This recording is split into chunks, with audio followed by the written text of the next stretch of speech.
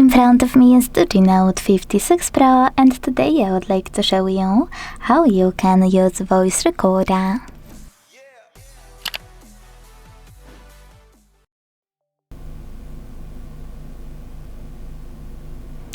First of all, you need to open Recorder app that's already on your device, which is this one called Sound Recorder, and hit Allow in all pop-ups. Then before you start recording, use this gear on the left and adjust all of those options however you want to, like Save Location, Format, Autosave, and Scheduled Recording.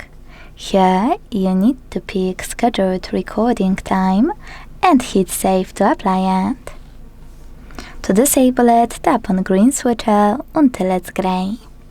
Now, with all of those out of the way, we can go back and tap on the red button in the middle to start recording. As you can see, recording is on. To pause it or unpause it, use the same button. To add a bookmark, click on the left one, and to end it and save it, on the right one.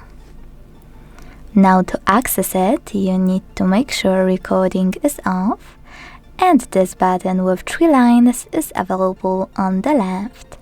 Tap on it and play any recording by clicking on it here. Now, to manage your recording, you need to hold it and use those options at the top right corner.